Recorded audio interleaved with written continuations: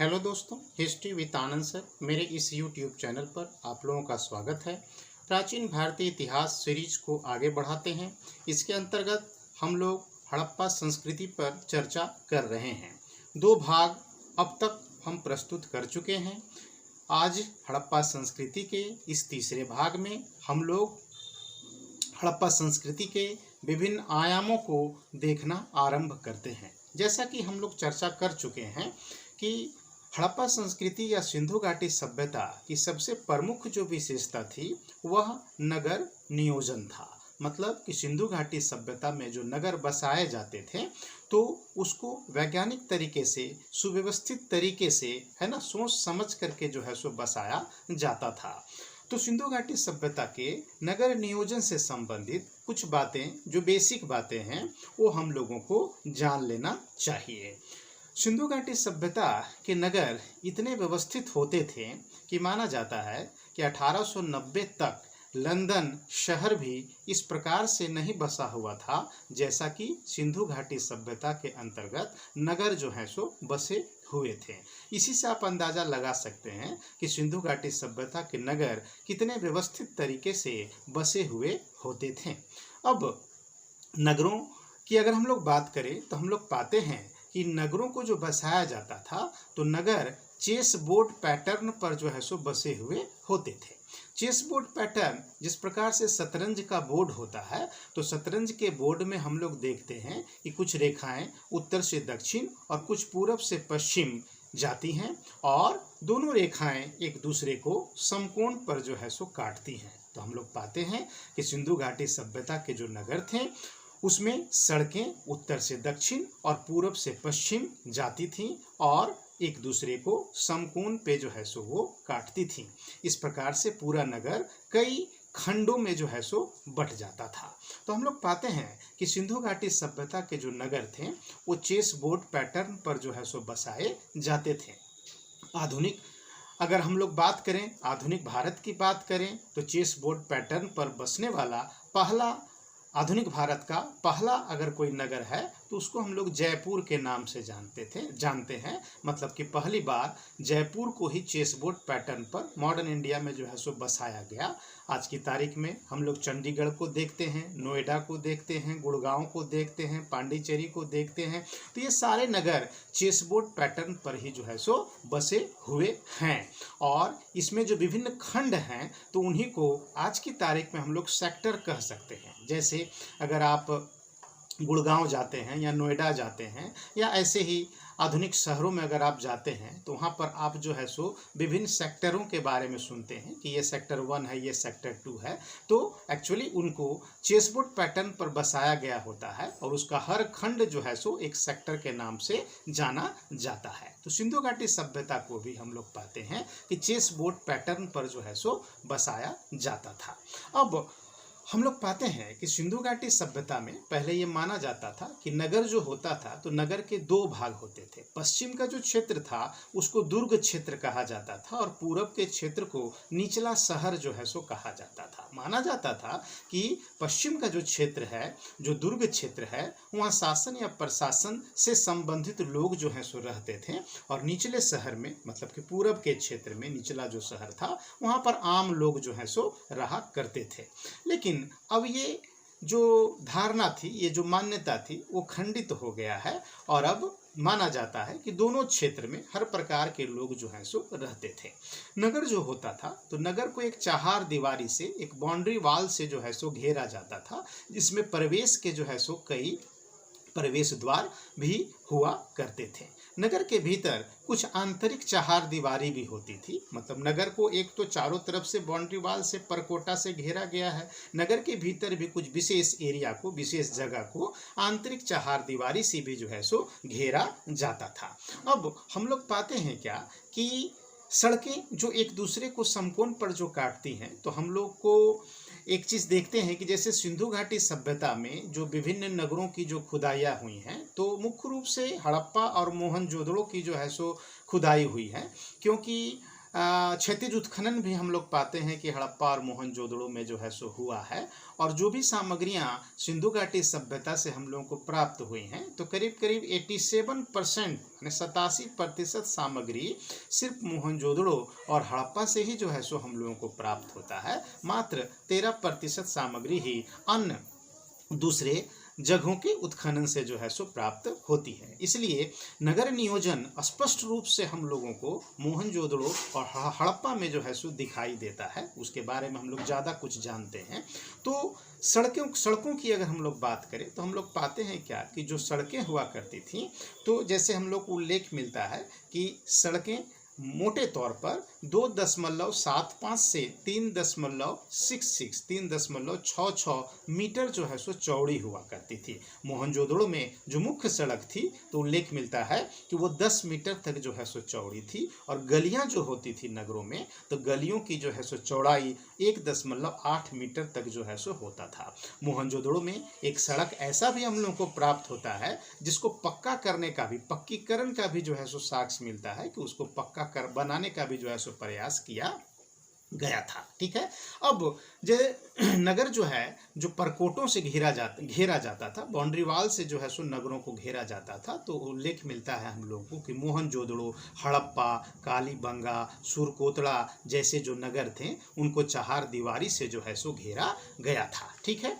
इसके अतिरिक्त हम लोग पाते हैं कि धौलावीरा और बनवाली में जो बाउंड्री वाल है तो एक ही तरफ हम लोगों को जो है सो दीवार से घिरा हुआ जो है सो मिला है प्रमाण। मतलब कि धौलावीरा और बनवाली एक और जो है सो दीवार से जो है सो घिरे हुए थे। फिर हम लोगों को धौलावीरा में एक साइन बोर्ड का भी जो है सो प्रमाण प्राप्त होता है। मतलब जो मुख्य गेट है, तो मुख्य गेट जो प्रवेश द्वार रहा होगा नगर में प्रवेश का धौलावीरा में, तो वहाँ से एक साइन बोर्ड का जो है सो प्रमाण मिला है जो संभवतः मुख्य द्वार पर जो है सो लगाया गया होगा। और इस साइन बोर्ड में हम लोग पाते हैं क्या कि हम लोगों को 10 मूल जो है सो चिन्ह मिलते हैं जो आगे हम लोग लिपि में चर्चा करेंगे, जो सिंधु घाटी सभ्यता की लिपि में अब तक प्राप्त जो है सो सबसे बड़ा इसको लेख माना जाता है। ठीक है। अब हम लोग पाते हैं कि नगर में जो मकान होता था तो मकान को हम लोग देखते हैं कि कच्ची ईंट और पक्की ईंट दोनों से जो है सो मिला करके बनाया जाता था। कच्ची ईंट मतलब कि धूप में सुखाया गया और पक्की ईंट जिसको भट्ठी में जो है सो पकाया गया ईंट, तो दोनों ईंटों का जो है सो प्रयोग होता था। लेकिन सौराष्ट्र के इलाके में, गुजरात के काठियावाड़ क्षेत्र में हम लोगों को कुछ अवशेष जो प्राप्त हुए हैं तो वहाँ पर पत्थरों का उपयोग भी हम लोग जो है सो देखते हैं, है ना। मतलब कि सिंधु घाटी सभ्यता में जो मकान बनाए जाते थे तो मुख्य रूप से तो कच्ची और पक्की ईंटों से ये बनते थे, लेकिन सौराष्ट्र के इलाके में पत्थरों का भी उपयोग जो है सो हम लोग देखते हैं। अब क्या है कि सिंधु घाटी सभ्यता में जो ईंटों का जो प्रयोग होता था तो हम लोग पाते हैं क्या कि ईंटों का जो सामान्य जो आकार होता था वो 7.5 गुना 15 गुना 30 सेंटीमीटर का होता था, है ना। मतलब 7.5 गुना 15 गुना 30 इसी प्रकार सेंटीमीटर। इसी प्रकार से बाउंड्री वाल के लिए, परकोटों के लिए जो ईंट का प्रयोग किया जाता था वो थोड़ा बड़ा होता था और उसका आकार हम लोग देखते हैं कि 10 गुना 20 गुना 40 सेंटीमीटर का होता था। दोनों मामलों में हम लोग पाते हैं क्या कि इसकी मोटाई, चौड़ाई और लंबाई का अनुपात 1:2:4 होता था दोनों मामलों में। ठीक है।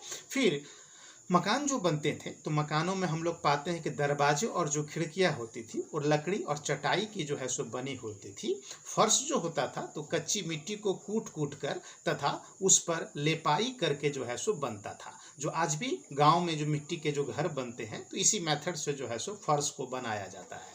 कुछ ऐसे भी मकान हम लोगों को मिले हैं जिसकी फर्श में जो है सो टिक्कियों का, है ना, मिट्टी की टिक्कियों का जो है सो प्रयोग किया गया है, मैंने पकी हुई टिक्कियों का प्रयोग किया गया है। छत जो होता था, मकान की जो छतें होती थी तो लकड़ी की बीमों पर सरकंडों को बिछाकर उस पर चिकनी मिट्टी से भर करके छतें जो है सो बनाई जाती थी, है ना। बाथरूम तथा नालियां पकी ईंटों से तथा पत्थरों से जो है सो बनाई जाती थी।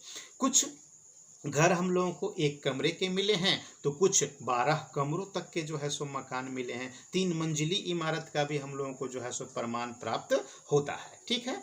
अब क्या है कि नगर में जो मकान था तो उसकी खिड़कियां मुख्य सड़क की तरफ न खुल करके गलियों में जो है सो खुला करती थी। बहुत से मकान 2 मंजिले हम लोगों को प्राप्त होते हैं। हर मकान में मुख्य रूप से एक आंगन होता था, आंगन में अंगीठी होता था, चूल्हा जो है वो आंगन में ही होता था, ठीक है ना। फिर हम लोग काठ का चौखट देखते हैं, मकान में काठ के चौखट का, लकड़ी के चौखट का जो है सो प्रयोग होता था, उसको रंगे जाने का भी जो है सो प्रमाण हम लोगों को प्राप्त होता है, ठीक है ना। फिर नक्काशी भी उस पर जो है सो किया जाता था, ठीक है।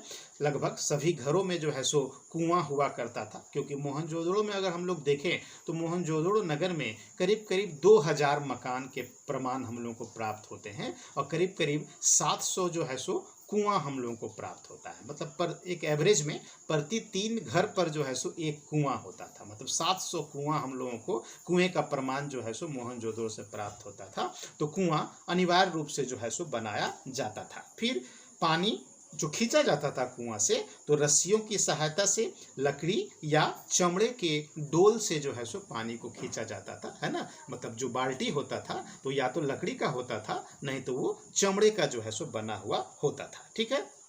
अब क्या था कि जैसे सिंधु घाटी सभ्यता में जो नगर थे, तो नगरों की जो विशेषताएं थी, तो नगरों की विशेषताओं में हम लोग पाते हैं क्या कि जल निकास जो प्रणाली था, माने नालियों का जो जाल जो नगरों में बिछा हुआ था, तो नगर का सारा पानी जो है वो एक साथ नगर के बाहर जो है सो निकलता था। तो ये जो जल निकास जो प्रणाली थी बड़ी ही अनूठी थी, और यही इसको जो है सो दूसरे नगरीय सभ्यता से जो है सो अलग करता है। तो हम लोग पाते हैं कि नालियों का जो है सो एक जाल बिछा हुआ था सिंधु घाटी सभ्यता के नगरों में।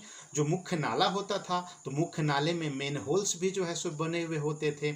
नालियां गलियों से होकर के निकलती थी, और मुख्य सड़क में, है ना, मुख्य जो नाला होता था वह अंडरग्राउंड होता था, और उसी में आकर के जो है सो वो मिलती थी, ठीक है।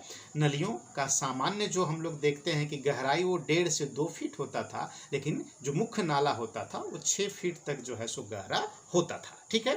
तो इस प्रकार की कुछ चीजें नगरों से संबंधित आपको जो है सो ध्यान में रखना है। अब हम लोग पाते हैं कि सिंधु घाटी सभ्यता के विभिन्न स्थलों की जो खुदाइयाँ हुई हैं, तो किन स्थलों से क्या क्या सामग्री हम लोगों को प्राप्त हुआ है उस पर हम लोग जो है सो चर्चा करेंगे। सबसे पहले हम लोग इंडस वैली सिविलाइजेशन के सबसे बड़े नगर की चर्चा करते हैं, जिसको हम लोग मोहनजोदड़ो के नाम से जो है सो जानते हैं। मोहनजोदड़ो से हम लोगों को क्या क्या चीज़ें प्राप्त हुई हैं उस पर हम लोग अब चर्चा करेंगे। तो ये मोहनजोदड़ो सबसे बड़ा नगर सिंधु घाटी सभ्यता का, करीब 250 हेक्टेयर में जो है सो ये फैला हुआ था। मोहनजोदड़ो जो शब्द है इसका शाब्दिक अर्थ होता है मृतकों का टीला, है ना। इसको मृतकों का टीला इसका शाब्दिक अर्थ होता है। ये सिंध के लरकाना जिले में जो है सो अवस्थित था, है ना। मतलब पाकिस्तान में लरकाना जिले में जो है सो ये अवस्थित था, और इसकी खुदाई 1922 में राखाल दास बनर्जी के द्वारा जो है सो की गई थी, है ना।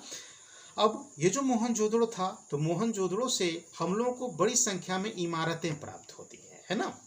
यहाँ इमारत का अर्थ सिर्फ भवन से नहीं लगाना है, हर उस संरचना को यहाँ पर हम लोग इमारत कहेंगे जो कच्ची या पक्की ईंटों से निर्मित हो। अगर ईंट का बना हुआ एक चबूतरा भी है तो वो इमारत है, ठीक है। तो सिंधु घाटी सभ्यता में हम लोग पाते हैं कि मोहनजोदड़ो इमारतों के मामले में जो है सो काफ़ी धनी था, काफ़ी संपन्न था, है ना। अलग अलग प्रकार के जो है सो इमारतों के प्रमाण हम लोगों को मोहनजोदड़ो से प्राप्त होते हैं। सबसे ज़्यादा संपन्न था इमारतों के मामले में मोहनजोदड़ो ही। तो क्या क्या चीज़ें यहाँ से प्राप्त हुई हैं, तो सबसे पहले यहाँ देखते हैं हम लोग कि मोहनजोदड़ो से हम लोगों को एक महास्नानागार का जो है सो प्रमाण मिलता है। नगर के बीचों बीच जो है सो एक महास्नानागार था। ये जो महास्नानागार था तो उत्तर से दक्षिण ये 54.86 मीटर और पूरब से पश्चिम 33 मीटर जो है सो इसका आकार था। लेकिन जो वास्तविक जो जलाशय था, जिस एरिया में पानी था, तो वास्तविक जलाशय 12 मीटर लंबा, 7 मीटर चौड़ा और 2.5 मीटर जो है सो ये गहरा था। ये जो महास्नानागार था, तो इसमें उत्तर दक्षिण दिशा से उतरने के लिए सीढ़ियां जो है सो बनी हुई थी, और जो इसकी जो फर्श थी या जो दीवार थी उसकी जोड़ाई जो है वो जिप्सम से जो है सो की गई थी। फिर बिटुमीन का जो है सो पलस्तर भी इस पर जो है सो चढ़ाया गया था। और माना जाता है कि इस स्नानागार का अपना जो है सो एक धार्मिक महत्व था। किसी विशेष धार्मिक आयोजन के अवसर पर जो है सो लोग यहाँ पर एकत्रित होते थे, है ना। कुछ इतिहासकारों के अनुसार इसका उपयोग नगर के जो गण्यमान्य जो लोग थे तो वो स्विमिंग पूल के रूप में इस महास्नानागार का उपयोग करते थे। तो कुछ अन्य इतिहासकारों के अनुसार जो है सो इसका अपना एक धार्मिक महत्व था, है ना। जो मार्शल महोदय हैं, सर जॉन मार्शल, तो मार्शल महोदय ने जो है सो इस महास्नानागार को तात्कालीन विश्व का आश्चर्यजनक निर्माण जो है सो बताया था। ठीक है, आपको याद रखना है कि ये जो महास्नानागार है तो महास्नानागार जो मोहनजोदड़ो से जो प्राप्त हुआ है ये सिंधु घाटी सभ्यता की सबसे बड़ी धार्मिक इमारत थी, है ना। मतलब सिंधु घाटी न सिर्फ मोहनजोदड़ो बल्कि सिंधु घाटी सभ्यता की सबसे बड़ी धार्मिक इमारत मोहनजोदड़ो से प्राप्त महास्नानागार ही है। इसके अतिरिक्त हम लोग पाते हैं कि मोहनजोदड़ो से हम लोगों को अन्नागार या अनाज कोठार का जो है सो प्रमाण प्राप्त होता है। अनाज रखने के लिए जो गोडाउन होता है उसी को हम लोग अन्नागार या अनाज कोठार कहते हैं। तो ये जो महास्नानागार था तो महास्नानागार के पश्चिम में, है ना, उसके वेस्टर्न साइड में हम लोग देखते हैं कि 1.52 मीटर ऊंचे चबूतरे पर जो है सो एक अनाज कोठार जो है सो बना हुआ था। और यह जो अनाज कोठार था इसमें हम लोग पाते हैं क्या कि करीब 27 प्रकोष्ठ जो है सो बने हुए थे। मतलब 27 कमरे एक प्रकार से आप कह सकते हैं कि कक्ष जो है सो बना हुआ था जिसमें अनाजों को जो है सो रखा जाता था। ये जो अनाज कोठार था तो ये पूरब से पश्चिम जो है 45.72 मीटर चौड़ा था और उत्तर से दक्षिण ये 22.86 मीटर था। ठीक है ना, मतलब कि पूरब से पश्चिम 45.72 और उत्तर से दक्षिण 22.86 इसका जो है सो आकार था। ठीक है, फिर ये जो यह जो अन्नागार था तो इस अन्नागार के उत्तर की ओर एक चबूतरा जो है सो बना हुआ था। मतलब कि अनाज को लाकर पहले चबूतरे में रखा जाता होगा और चबूतरे से जो है सो हम लोग अनाज कोठार में जो है सो इसको लगता है कि अनाज कोठार को चबूतरे से मतलब चबूतरे से जो है सो अनाज को अनाज कोठार में जो है सो रखा जाता था। ठीक है, मिस्र और मेसोपोटामिया में भी हम लोगों को जो है सो इस प्रकार का अनाज कोठार का जो है सो प्रमाण प्राप्त होता है। फिर यहाँ से हम लोग देखते हैं कि एक महाविद्यालय या पुरोहित आवास का जो है सो प्रमाण प्राप्त हुआ है। स्नानागार के उत्तर पूर्व में हम लोग पाते हैं कि एक और कंस्ट्रक्शन हम लोगों को मिलता है जिसको जो है सो महाविद्यालय या पुरोहित आवास की जो है सो संज्ञा दी गई है। इसके अतिरिक्त हम लोग पाते हैं कि 27 × 27 मीटर का एक वर्गाकार भवन का भी जो है सो प्रमाण प्राप्त हुआ है जिसको सभा भवन कहा गया है। किसी विशेष बैठक वगैरह का आयोजन यहाँ किया जाता रहा होगा और ये 20 चौकोर स्तंभों पर जो है सो शायद खड़ा था, है ना। मतलब ये जो सभा भवन था इसमें ऐसा कह सकते हैं कि 20 पिलर था, है ना, ईंट का ही बना हुआ 20 चौकोर स्तंभों पर जो है सो ये सभा भवन खड़ा था। सार्वजनिक सभा के लिए इसका उपयोग किया जाता होगा। ठीक है, अब क्या है कि यहाँ से मोहनजोदड़ो से क्या क्या चीज़ें और अतिरिक्त हम लोगों को प्राप्त हुई हैं इसको देखते हैं। एक चीज़ ध्यान रखिएगा कि इमारतों के मामले में कई प्रकार की इमारतें हम लोगों को मोहनजोदड़ो से प्राप्त होती है। इसके अतिरिक्त क्या क्या चीज़ें प्राप्त हो रहा है यहाँ से, तो एक बैल, है ना, मिट्टी का बना हुआ एक बैल, खिलौने के रूप में एक बैल हम लोगों को प्राप्त हुआ है जिसका सिर जो है ना, वो हिल रहा है। ठीक है ना, मतलब फोल्डिंग सिस्टम टाइप से आप समझ सकते हैं कि वो हिल रहा है, ऐसा लगता है कि उसके सिर को स्प्रिंग में जो है सो बिठाया गया हो, है ना। और साथ ही एक बंदर की आकृति भी हम लोगों को प्राप्त हुई है, खिलौने के रूप में ही मिट्टी का एक छोटा सा बंदर जिसके हाथ जो है सो वो हिल रहे हैं। ठीक है, फिर हम लोग पाते हैं कि एक बेल्ट का जो है सो प्रमाण प्राप्त होता है जो कमर में जो है सो बांधा जाता होगा, है ना। फिर हम लोग सिंधु घाटी सभ्यता का सबसे जो भारी बटखरा का प्रमाण देखते हैं तो सबसे भारी बटखरा हम लोगों को मोहनजोदड़ो से ही प्राप्त होता है। इसका जो वेट है वो 10.9 जो है सो ग्राम है। फिर हम लोगों को एक मनका जो है सो मनके का प्रमाण प्राप्त हुआ है। इस मनके में हम लोग 3 बंदर की आकृति को खुदा हुआ जो है सो देखते हैं। छोटा सा मनका, आगे हम लोग चर्चा करेंगे, है ना। फिर सूती कपड़े का प्रमाण यहाँ से प्राप्त होता है। 16 मकानों का एक बैरक जो है सो हम लोग को प्राप्त होता है। मतलब एक ही क्रम में जो है सो 16 कमरे बने हुए हैं, जो संभवतः कोई मार्केट कॉम्प्लेक्स जो है सो प्रतीत होता है ना। फिर कांसे की बनी एक नग्न नर्तकी की हम लोगों को मूर्ति प्राप्त हुई है। आगे हम लोग चर्चा करेंगे कि कांसे की बनी जो ये नग्न नर्तकी की जो ये मूर्ति है, तो इसको सिंधु घाटी सभ्यता का सर्वोत्कृष्ट कलात्मक जो है सो कृति माना जाता है। तो ये तांबे की बनी नग्न नर्तकी की मूर्ति 11.5 सेंटीमीटर जो है सो ऊंची है। फिर एक दाढ़ी वाले साधु की एक मूर्ति प्राप्त हुई है, पत्थर की मूर्ति दाढ़ी वाले साधु की, जो तिपतिया पैटर्न पर जो है सो एक शॉल ओढ़े हुए है ना। इसकी चर्चा कला में हम लोग करेंगे, है ना। फिर यहाँ से हम लोगों को कुम्हार के 6 भट्ठों के प्रमाण प्राप्त होते हैं। पशुपति शिव का जो है सो प्रमाण प्राप्त हुआ है, एक मुहर पर, है ना, एक आकृति खुदी हुई है जिसको मार्शल महोदय ने पशुपति शिव कहा है। आगे उसकी चर्चा कला में हम लोग करेंगे। फिर यहाँ से तांबे की बनी हुई एक हेयर पिन जो है सो प्राप्त हुई है, बाल में लगाने वाला पिन। फिर कान की बाली भी यहाँ से हम लोग को प्राप्त होता है ना। फिर हाथी का एक कपाल खंड जो है सो यहाँ से प्राप्त होता है।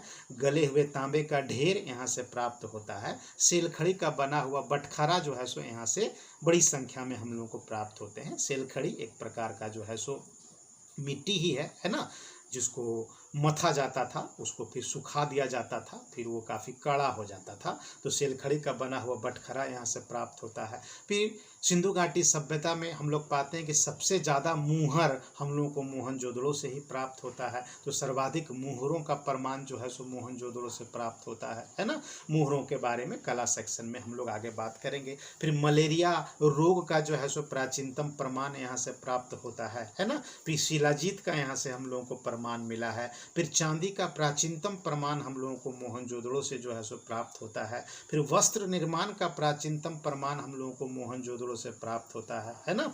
अगर कपास का प्रमाण पूछे तब तो आपका मेहरगढ़ आंसर हो जाएगा कि कपास का प्राचीनतम प्रमाण जो है सो मेहरगढ़ से मिला है। लेकिन वस्त्र निर्माण का प्राचीनतम प्रमाण पूछे तो आंसर आपको मोहनजोदड़ो देना है ना। फिर हम लोग पाते हैं क्या कि वाटर प्रूफिंग का विश्व का प्राचीनतम प्रमाण हम लोगों को मोहनजोदड़ो से प्राप्त होता है। मतलब कि किसी भी चीज़ को वाटर प्रूफ बनाना है ना, तो मोहनजोदड़ो से हम लोगों को वाटर प्रूफिंग का विश्व का जो है सो प्राचीनतम प्रमाण प्राप्त होता है। तो ये सब कुछ प्रमुख चीज़ें जो हम लोगों को मोहनजोदड़ो से प्राप्त हुई हैं, तो इस पर हम लोग जो है सो चर्चा किए। अब मोहनजोदड़ो के पश्चात हम लोग हड़प्पा पर जो है सो चर्चा करेंगे। तो नेक्स्ट कल के वीडियो में हम लोग हड़प्पा से जो है सो आगे बढ़ेंगे। आज नगर नियोजन के बारे में और मोहनजोदड़ो से जो हम लोगों को महत्वपूर्ण चीज़ें प्राप्त हुई हैं उसके बारे में जो कुछ भी बताएं, है ना, उसको आप ध्यान से सुनिए और इसको लिखते भी जो है सो जाइएगा। कोई एक कॉपी रखिएगा जिसमें महत्वपूर्ण चीज़ों को जो है सो नोट भी आप करते जाइएगा, ताकि आगे रिवीजन में जो है सो आपको सुविधा हो। तो कल नेक्स्ट वीडियो में हम लोग हड़प्पा से जो है सो आगे बढ़ते हैं। ठीक है।